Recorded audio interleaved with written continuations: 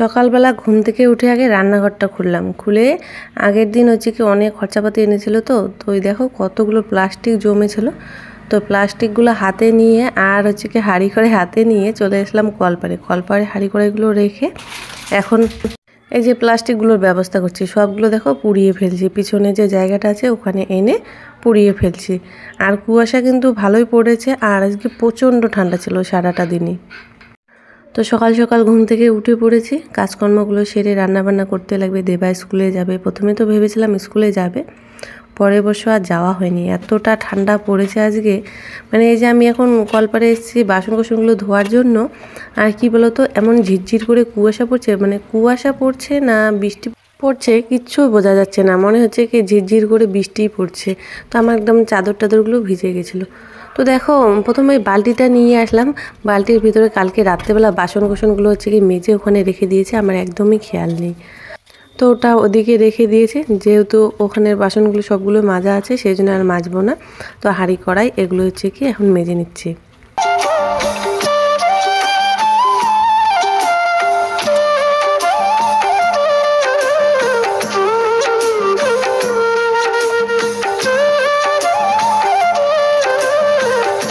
তো বাসনগুলো আমার সব মাজা হয়ে গেছে, আর বালতির মধ্যে যে মাজা বাসনগুলো ছিল সেগুলো ওই গামলার মধ্যে রেখে দিলাম, রেখে বালতিটা শুধু ধুয়ে নিলাম, নিয়ে জল নিয়ে রান্না করে রেখে দিলাম। তো এখন দেখো চলে আসলাম টেপির ঘরে। তো টেপি আর ভুলু একদম দরজার পাশে দাঁড়িয়ে আছে বাইরে বের হওয়ার জন্য। তো অনেকটাই বেলা হয়ে গেছে যেহেতু, সেই জন্য ওরা বাইরে বেরানোর জন্য চিল্লাচ্ছে ঘর থেকে। তো ওদেরকে এখন বাইরে বের করে নিচ্ছি।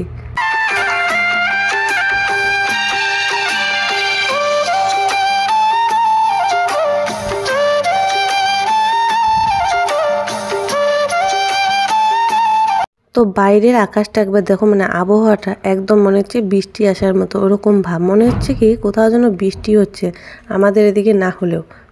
তো ভুলু আর টেপিকে আজকে আর সঙ্গে সঙ্গে জমিতে নিয়ে গেলাম না, খড়ের পুঞ্জির মধ্যে ওখানে বেঁধে রাখলাম। ঠান্ডা খুবই পড়েছে, মানে জমিতে খুবই হাওয়া লাগে আর ওখানে খুবই ঠান্ডা।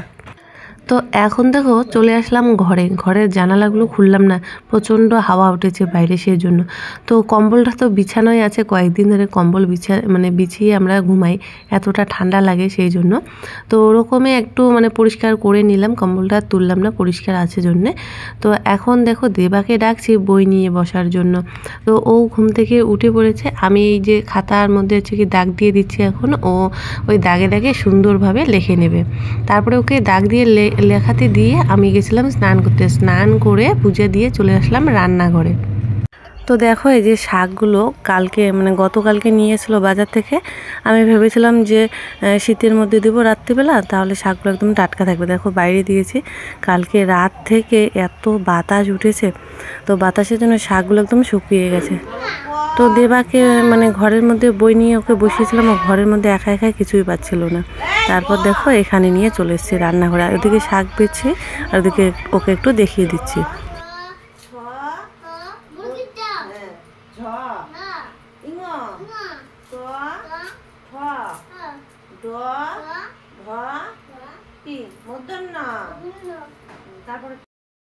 তো শাক ওখানে আছে পালং শাক আর হচ্ছে কি ঢেমসি শাক নিয়ে এসছে। তো পালং শাক আর ঢেমসি শাক একসঙ্গে ভাজা করব। ঢেমসি শাক যেই শাকের মধ্যে দেও না কেন একদম কিন্তু নরম হয়ে যায়, পালং শাকও কিন্তু সেরকম একদমই নরম হয়ে যায়।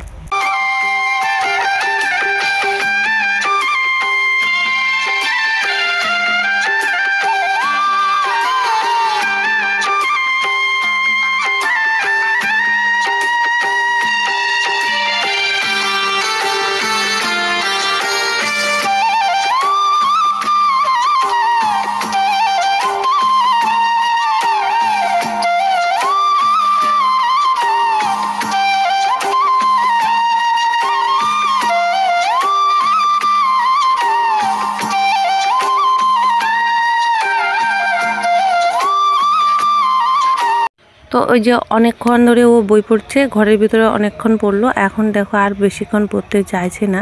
মানে ছোট বাচ্চাদের মানে মুখ চোখ দেখে বোঝা যায়, মানে অস্থিরতা ভাব ওদের। অল্প একটু পড়ে ওর একদম অস্থিরতা উঠে গেছে, এই বই নিয়ে এসছে ওই বই নিয়ে এসছে, মানে কোনোটাই একভাবে ভালো করে পড়ছে না। তো ধনে শাকগুলো একদম শুকিয়ে গেছে, সেগুলো বেছে নিচ্ছি। ফুলকপি কেটে নেব, ফুলকপি দিয়ে আলু দিয়ে একটা তরকারি করব, নতুন আলু মানে ফুলকপি দিয়ে আলু দিয়ে ঝোল করব, ওখানে হচ্ছে কি ধনেপাতা দেব।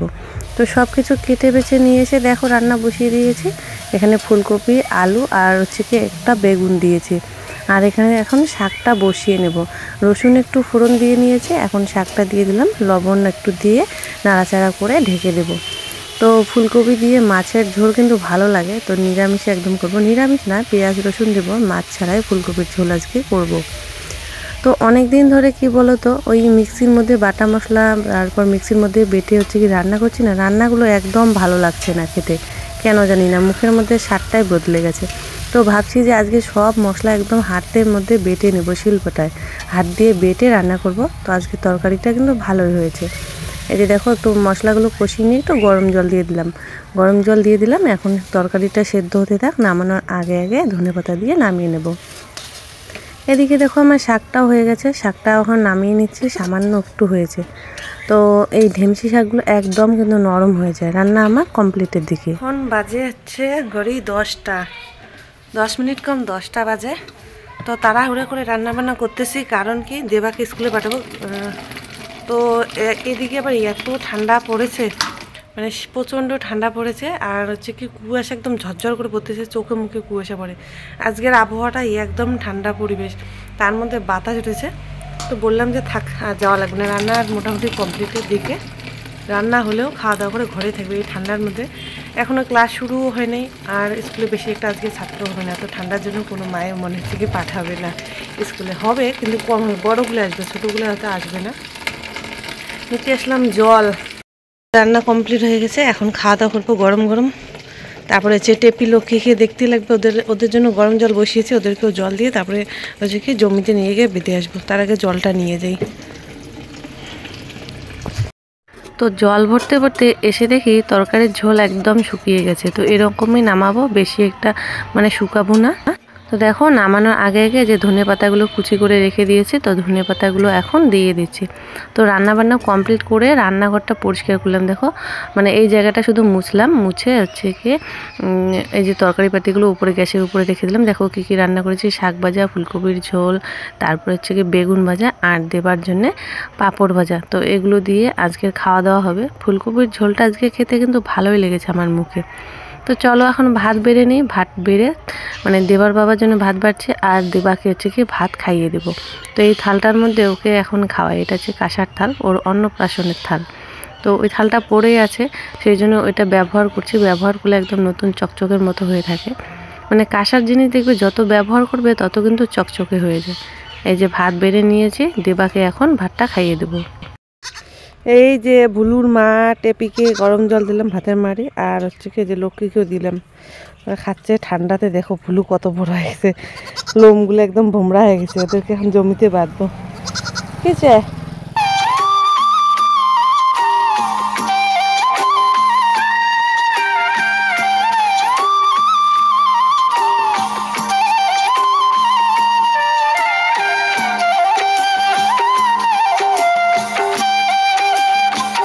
তো জমিতে চলে আসলাম, এই যে লক্ষ্মীকে বাঁধলাম, ভাবলাম যে বস্তাটা ওই নিচ দিয়ে সুতা বের হয়েছে, দেখো বস্তা সুতাগুলো, ওটা দিয়ে নিচে পেটের মধ্যে বাঁধিয়ে দিই, বেঁধে দেবো। তো একদমই ওর পেটের নিচে হাত দিতে পারছি না, এত ভয় লাগছে, পা দিয়ে বারবার লাথি মারছে, সেই জন্য ওরকমই থাক, বেশি আর মানে ইয়ে করলাম না, পরে লাথি টাথি খাবো। যা হাওয়া উঠেছে ভাবলাম যে এই বস্তাটা নিচ দিয়ে মানে বেঁধে দেই, এমন নড়াচড়া করে পারলাম না, থাক এরকমই, কখন ফেলা দিবে গাছে কোনো ঠিক নেই, সেই হাওয়া উঠেছে, এই দিও পাতাগুলো কি নড়তেছে, আর যে ভুলু খাতেছে। এখন বাজে 11টা, সকালবেলা এত কাজের চাপ ছিল, গোবরও ফেলতে ভুলে গেছি, এখন আসলাম গোবরগুলো ফেলতে এই জায়গাটা।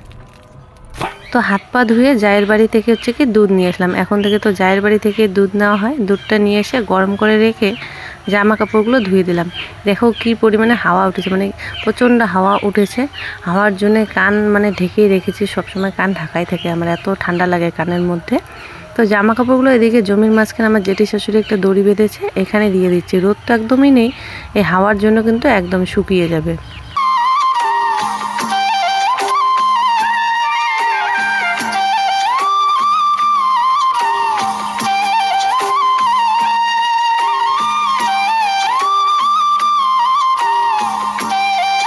তো জামা কাপড় ধুতে ধুতে জল ঘাটতে ঘাটতে এতটাই আমার ঠান্ডা লাগছিলো, সোয়েটারও পরিনি, সোয়েটার পরে কাজ করতে ভালো লাগে না।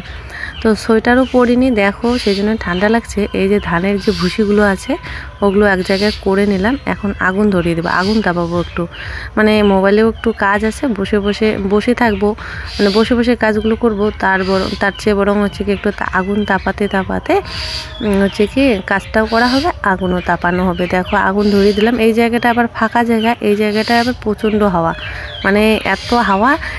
পিড়ি আনার জন্য বাড়ি গেছিলাম, এসে দেখে আগুন একদম ধরে পুড়ে শেষ।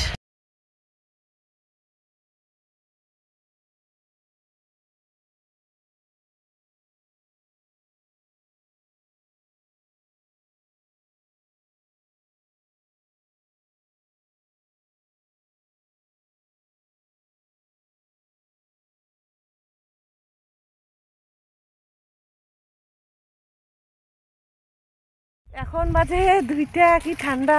এই যে ভুলু আবার জমিতে চলেছি, লক্ষ্মীকে বাড়ি নিয়ে গিয়ে ঘরের মধ্যে বেঁধে দেই, দেখি চাল ঝাড়ি না কি করে শুয়ে থাকি। বাপরে এই ঠান্ডায় কিছু করতে ইচ্ছে করতেছে না, মনটা চাইছে তো শুয়ে থাকি। সারাটা দিন যা ঠান্ডা, কুয়াশাও কমলো না, আর এত বাতাসের জন্য বেশি ঠান্ডা লাগতেছে।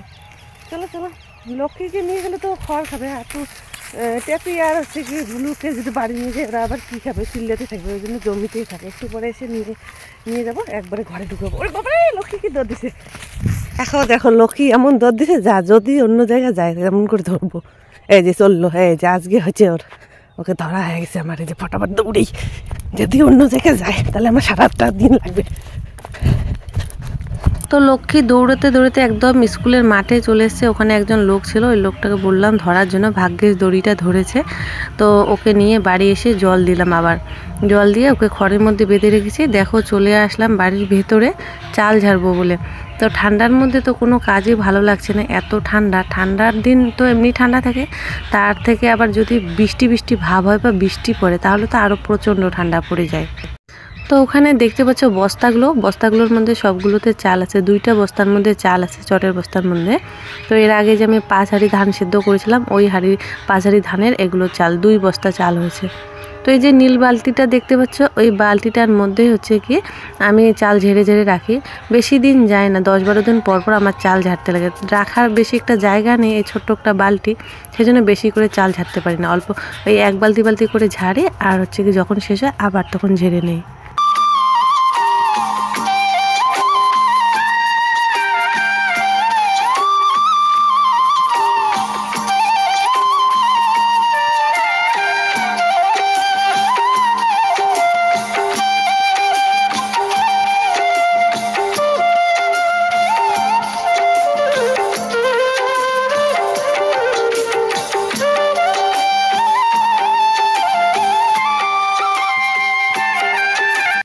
তো চাল এদিকে ঝাড়ছে, এদিকে বাতাস উঠছে, মানে উল্টা পাশে চলে যাচ্ছে, ধানের যে তুষগুলো আছে ভালোভাবে ঝাড়তে পারছি না বাতাসের জন্য।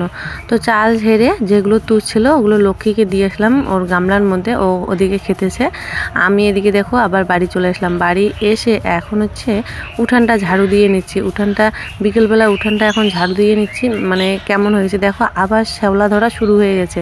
সিঁড়িটার পাশে দেখতে পাচ্ছ সবুজ সবুজ হয়ে গেছে, মানে এত শ্যাওলা ধরে, কয়েকদিন পর পর না লেপলে উঠানটা একদম শ্যাওলা ধরে যায়। দেখো উঠানের মধ্যে কত নোংরা হয়েছে, ওই যে বাতাসের জন্য নোংরাগুলো উড়ে উড়ে আসে। তো উঠানটা এখন ঝাড়ু দিয়ে নিচ্ছি। আর এদিকে সাইডে দেখতে পাচ্ছ আমাদের বাড়ির ভিতরে হচ্ছে এই মানে তারা গেন্দা বলি আমরা, এই ফুলের গাছটা হয়েছে মানে আমি লাগিয়েছি অনেক কয়েকটা গাছ, মানে এত ফুল ধরেছে কি আর বলবো, অসংখ্য ফুল ধরেছে। তো উঠান ঝাড়ু দিয়ে আমি চলে আসলাম পিছনে। দেখো একটা বাঁশের মধ্যে আমার রান্নাঘরে যে বটিটা আছে ওটা বেঁধে নিয়ে এখন কলা পাতা কাটছে। কারণ কি বলতো, ওই ঝিরঝির করে না বৃষ্টি পড়ার মতো মানে কুয়াশা পড়ছে, এত ঠান্ডা পড়েছে মানে বলে বোঝানোর নয়। তো মানে জমিতে গিয়ে দেখি ভুলু একদম কোকড়া লেগে গেছে, ও ঠান্ডার চোটে ও খেতেও পারছে না, শুধু চিল্লাচ্ছে। ওকে যদি বাড়িতে শুধু নিয়ে এসে একাকে, তাহলে কিন্তু ওর মাও চিল্লাবে, ও চিল্লাবে। সেই জন্য ভাবলাম পিছনে তো কলা পাতা আছে, কয়েকটা কলা পাতা কেটে নিই। কলা পাতা কেটে নিয়ে টেপি আর ভুলুকে বাড়িতে নিয়ে এসে কলা পাতা দিয়ে ওরা বাড়িতে খেতে থাক। মানে জমিতে না বেশি ঠান্ডা লাগে, বেশি মানে ফাঁকা জায়গা, বেশি বাতাস ওঠে, সেই জন্য কিন্তু ঠান্ডাটা বেশি পড়ে। তো যে কলা পাতাগুলো নিয়ে আসলাম, মানে এমনিতে তো ঠান্ডা, তার মধ্যে বৃষ্টি বৃষ্টি ভাব, সেই জন্য আরও বেশি ঠান্ডা লাগছে। এই শীতের দিনে বৃষ্টি হলে মানে বুঝতে পারছো কতটা ঠান্ডা পড়ে। তো একটা দড়ি দিয়ে এখন কলা পাতাগুলো বেঁধে নিয়ে যাব সোজা বাড়ির যে বাইরে জায়গাটা আছে আমাদের গোয়ালঘর বাইরে, ওখানে বেঁধে দেবো।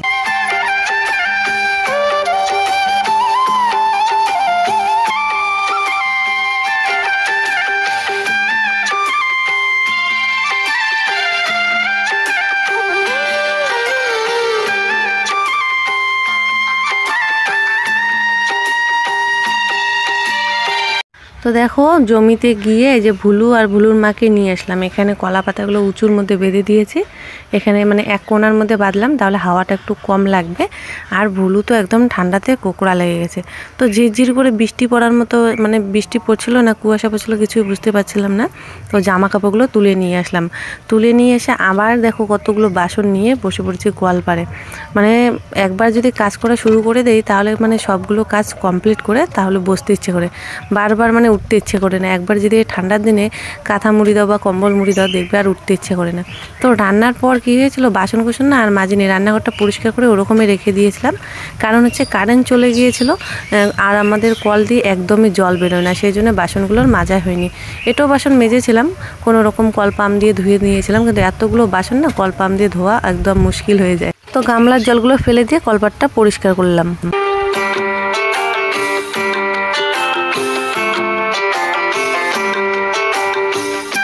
তো দেখো বললাম না আমাদের বাড়ির ভিতরে ফুল গাছটা মানে অসংখ্য ফুল আর ফুলের কড়ি ধরেছে। রাত্রেবেলা করে ফুলগুলো আছে না মানে ঘুমিয়ে পড়ে, মানে ঘুমিয়ে পড়ে বলতে কি বলতো, সবগুলো ফোটা ফুলগুলো একদম মুখগুলো বন্ধ হয়ে যায়, এত সুন্দর লাগছে রাত্রেবেলা। তো একবারে চলে আসলাম সন্ধ্যাবেলা বন্ধুরা, সন্ধ্যাবেলা একটু টিফিন বানিয়ে নিচ্ছি, ভাজছি হচ্ছে চিড়া ভাজা, পেঁয়াজ শুকনো লঙ্কা দিয়ে একটু চিড়া ভাজা করছি। দেবাকে এখন বই নিয়ে বসাবো। তো তার আগে কিছুটা খাওয়া দাওয়া করে নিই। দেবা হচ্ছে দুধ বিস্কুট খেয়েছে, আর এখন দেখো হচ্ছে কি আমি চিড়া ভাজা খাচ্ছি আর ওকে একটু দেখিয়ে দিচ্ছি মানে কি কি লিখবে না লিখবে। মানে সব কিছু ও লিখতে পারে কিন্তু বলতে পারে না কোনটা কি, মানে ভুলে যায়, বারবার বলি আর বারবার ভুলেই যায়। তো যাই হোক ওকে পড়াশোনা করাতে অনেকটা সময় গেল। এখন 8টা বাজে, দেখো রাতের খাবার দাবার বানাচ্ছি। শীতের দিনে ঠান্ডা একদম, তার মধ্যে ঠান্ডার মধ্যে কি আবার রান্না করব, অল্প একটু ফুলকপির তরকারি আছে, আর দেখো বেগুন পোড়া করছি, ডিম সিদ্ধ দিয়েছে, আর করব আলু সিদ্ধ ভাত। তো যাই হোক বন্ধুরা আজকের জন্য এখানে টাটা, দেখা হচ্ছে নতুন আরও একটা ভিডিওর সঙ্গে। সবাইকে শুভরাত্রি।